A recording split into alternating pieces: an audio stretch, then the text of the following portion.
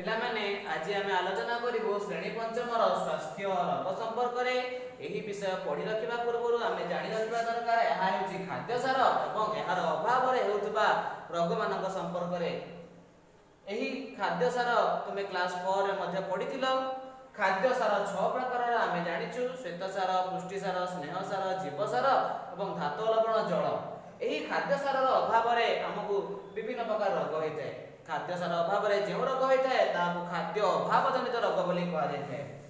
यही खाद्य अभाव जनित रोग विभिन्न प्रकार होता है जेपरिक रिट्रेस ऑस्ट्रियोमालेशिया क्वाशियरकर मारामस यह कहुए खाद्य अभाव जनित रोग। आम जाना श्वेत सार एवं पुष्टि सार होती खाद्य सार मुख्य उपादान।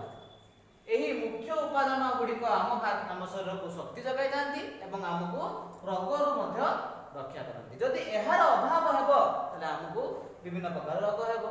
आम जाना श्वेत सार अभाव क्यों रोग होता है। श्वेत सार अभाव मारास्मस रोग होता है।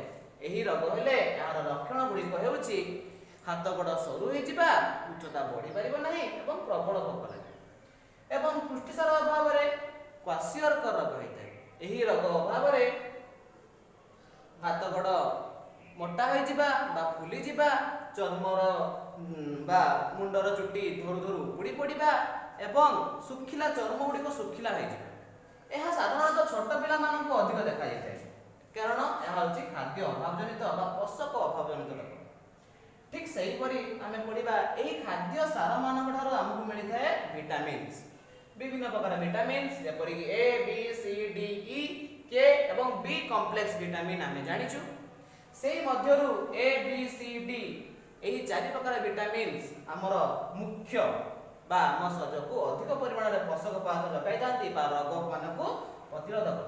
जदि यार अभाव घटव तो विभिन्न प्रकार रोग सृष्टि हो। आम जाना विटामिन ए अभाव आमको अंधारपणा एवं सुखिला चर्म रोग होता है। विटामिन बी अभाव बेरी बेरी एवं कोलघा रोग होता है। विटामिन सी अभाव स्कर्वी रोग होता है एवं विटामिन डी अभाव रिट्रेस रोग होता है एवं ऑस्ट्रियोमालेशिया रोग होता है। तापर आम पढ़ा कौन ना धातु सार।